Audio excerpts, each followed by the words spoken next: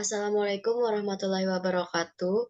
Di sini kelompok kami akan mempresentasikan mengenai tugas mata kuliah produksi bersih, mengenai Life Cycle Assessment atau LCA dengan batasan Cradle to Gate. Adapun anggota dari kelompok kami yaitu saya sendiri Salsabila Duyanti Putri, kemudian ada Dia Prawesti Wulandari, Mustafa Giyats, Nur Sintasari, dan Sophie Andriani Saputri. Untuk materi yang pertama akan dijelaskan oleh Dia. Kepada Dia dipersilahkan.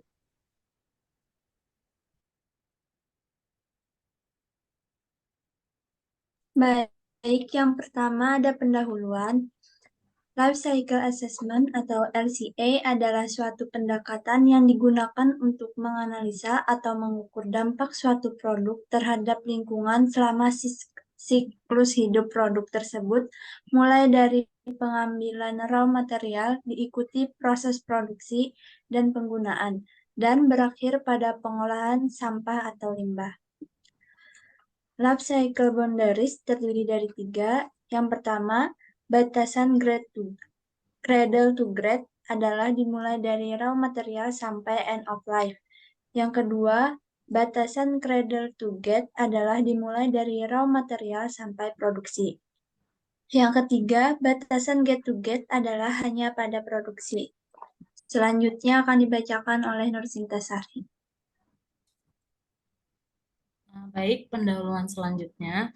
Produk yang kami pilih untuk dibuat diagram LCA-nya adalah produk kopi bubuk dalam kemasan. Kopi merupakan komoditas agroindustri unggulan Indonesia yang memiliki potensial untuk dikembangkan. Produksi bersih kopi yang tinggi mendorong berdirinya industri pengolahan kopi skala kecil dan menengah.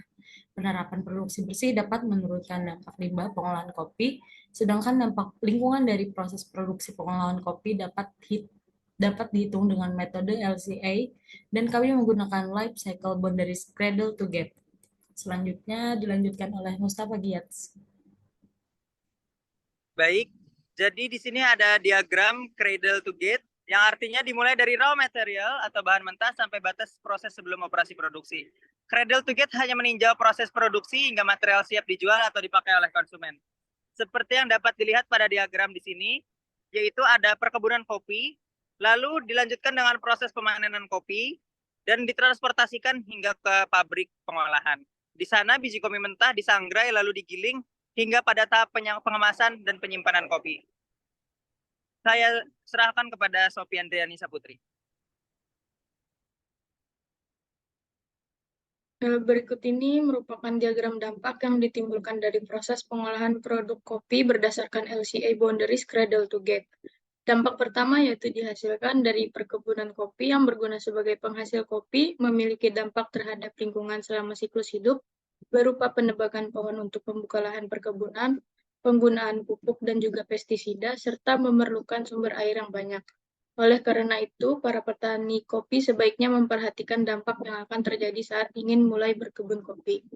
Selanjutnya, yaitu dampak dari transportasi yang berguna sebagai alat pengiriman hasil kopi yang telah dipanen ke pabrik, menghasilkan dampak sebagai penghasil emisi CO2 bagi lingkungan. Maka dari itu, sebelum melakukan pengiriman barang, hendaknya pihak yang berkaitan memahami terlebih dahulu bagaimana dampak dari emisi CO2 dalam proses pengiriman produk. Terakhir, ada dampak dari pabrik yang melakukan pengolahan kopi menghasilkan dampak berupa efek gas rumah kaca dan juga menghasilkan limbah padat berupa kulit kopi.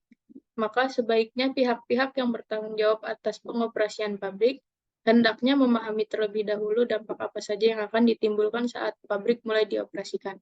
Selanjutnya saya kembalikan kepada Salsabila.